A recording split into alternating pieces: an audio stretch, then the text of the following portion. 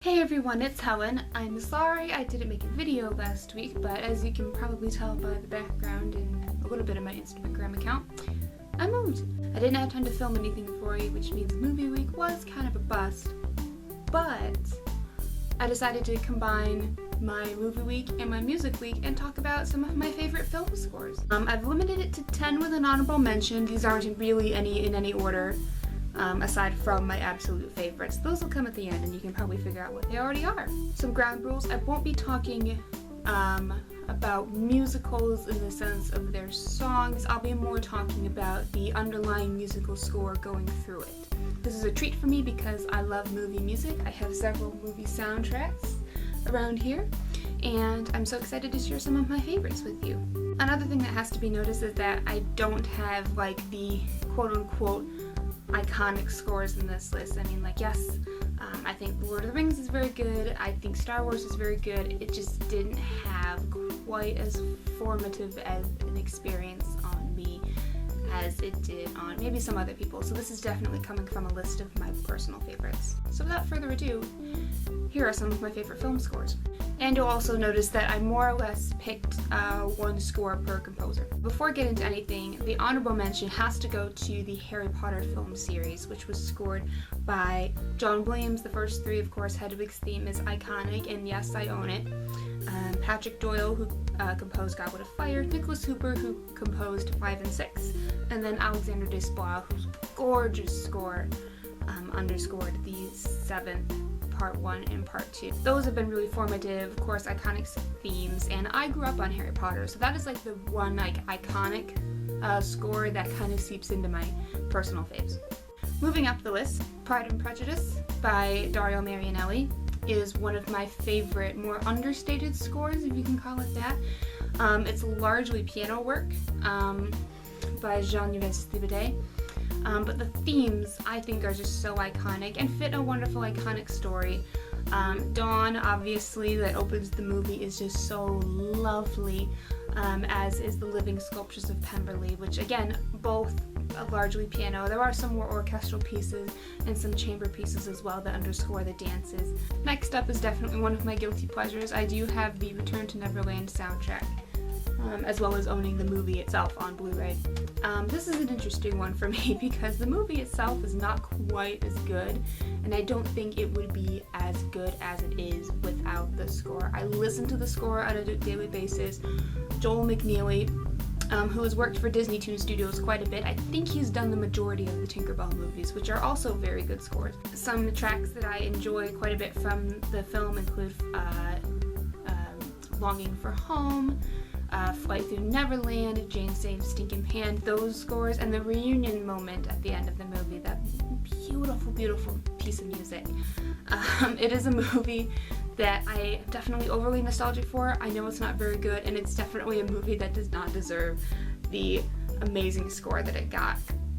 I have to mention my favorite movie score of 2017 so far, and that belongs to Wonder Woman. Rupert Gregson-Williams' only previous credit that I knew about was B-Movie. He has come such a long way, and yes, I know that the Wonder Woman theme, quote-unquote, the big heavy guitars, which I freaking love, was in Batman v Superman, but you know what? The rest of the movie is beautifully scored, beautifully underscored. All the action scenes, the emotional scenes, good lord.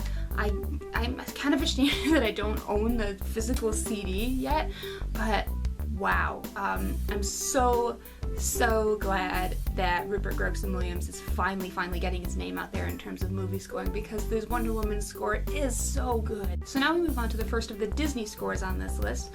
It's a movie that isn't really musical, it's not a musical at all, which I think gives it the chance to let the score just shine.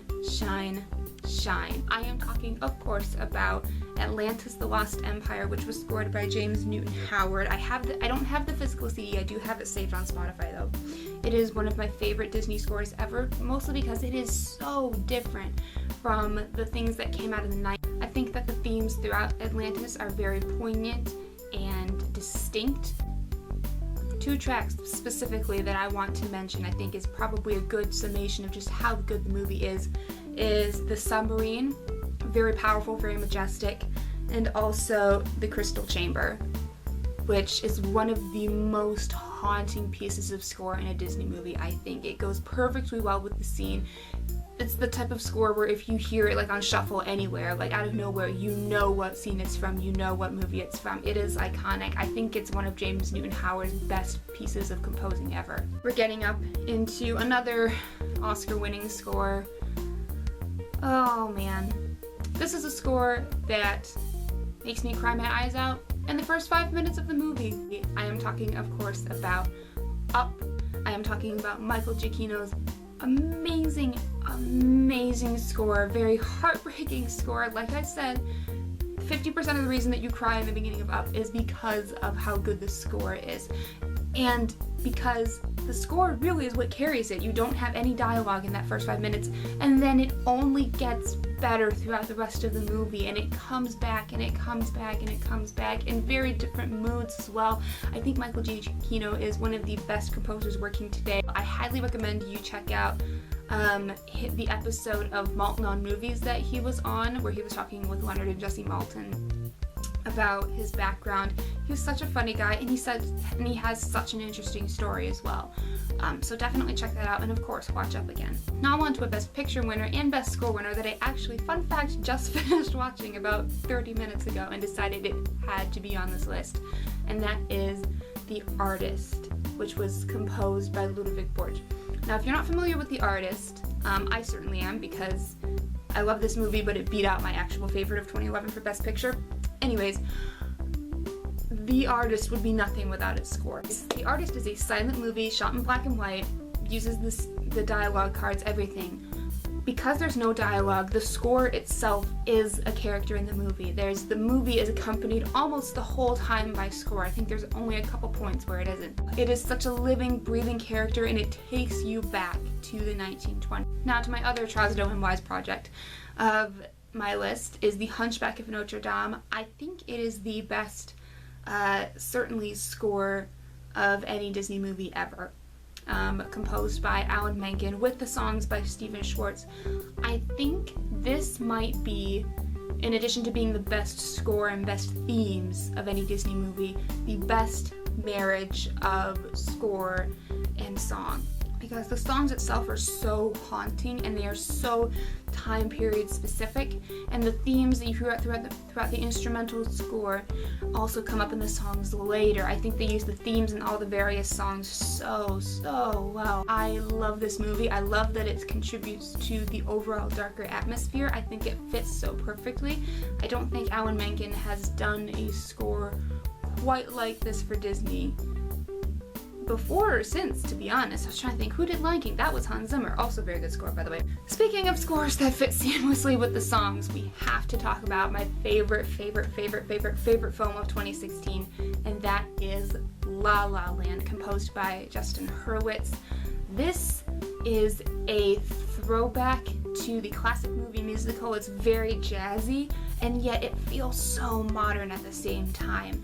I love that the score, the soundtrack album, which, go figure, I also have, it contains like the musical numbers, like the songs, the singing songs, but it also includes Mia and Sebastian's theme, which I think will go down as one of the most iconic movie love themes ever, as well as Herman's Habit, Planetarium, the summer montage, engagement party, the epilogue, by the way. 7 minutes of everything. It takes all the themes that you hear throughout the movie and it jumbles them all together in such a wonderful recap. And finally we get into definitely my top two, I guess it's technically a top four, but top two iconic scores that shaped me. When I have to talk about the other Gregson-Williams, Harry Gregson-Williams, who, among other things, created the soundtrack to The Chronicles of Narnia, Lion, the Witch, and the Wardrobe, and Prince Caspian. I kind of put those together. I think they're some of the most iconic themes in the modern movie history. I think certainly it's one of those themes that even like my friends who are not diehard obsessed with this series like I am, like they hear the da da da da da da da da da. like they hear that and they instantly know it's that. Lucy's little theme when she first discovers the wardrobe fits it perfectly, and the battle theme, and then you get into Prince Caspian. You have all of those themes coming back more or less, but then you have Caspian's amazing theme thrown in there. My only gripe with the Prince Caspian soundtrack is sometimes it does use a couple of the exact same cues from the first movie, but when it's so good, I can't complain. I think it's one of my favorite pieces of score ever composed for cinema across both movies. And again, this is one of those movies that is like tied together with the score, is made even more iconic by the score. And finally, you all knew that this was going to be my number one, or these two were going to be my number one. You know what? I'll just get it out and I'll show you because yep. How to Train Your Dragon 1 and 2. I do own the first soundtrack, don't get mad at me. I think the most iconic movie score of the modern era, certainly of the last 10 films, certainly in animation history. John Powell is a master at scoring the cues, the things that he does. I've listened to both the first and second movie soundtracks over and over again, and each time I pick up something new, I pick up something a little nuanced. So the theme that plays during Romantic Flight, for example, in the first one, it's so sweet, and you think like, oh, that's the love theme, that's the romantic theme, but it comes back in parts of the movie that aren't romantic, but that feature Astrid, and that's when you realize, oh my gosh, that's not the romantic theme, that's Astrid's theme. And that just makes me so happy.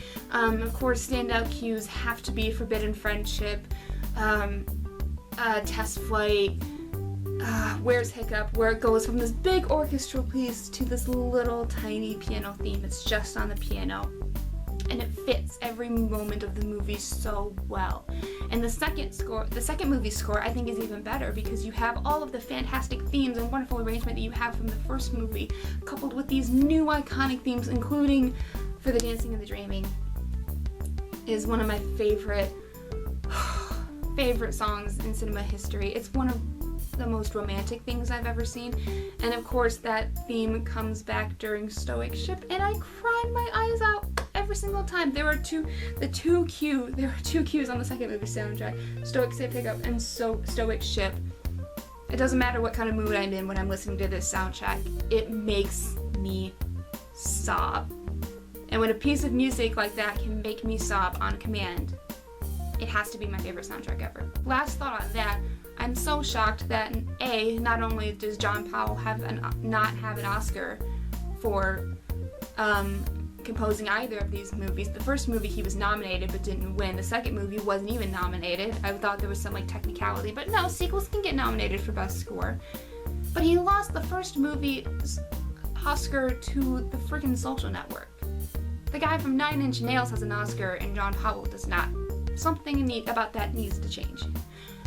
So good luck. I cannot wait to hear what the How to Train Your Dragon 3 soundtrack sounds like. I know it's going to be even better than this. I hope John Powell finally wins his Oscar, as does the movie. Thank you very much for listening to me ramble about movie music.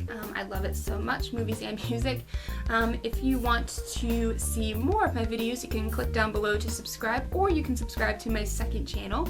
I've just posted a couple of other vlogs. I've been watching Gymnastics Worlds all week, so I'll probably be posting a video about that. Shout out to Morgan Hurd, I love you so much. Good job for you winning the all-around title. And yeah, if you want to see any more of my ramblings, you can follow me on Twitter, Instagram, Spotify, Tumblr, as always. Thank you so very much for watching, and next week will be all about books again. Cool. So yeah, I love y'all. Remember to keep living awesome lives, and I'll see you soon. Bye.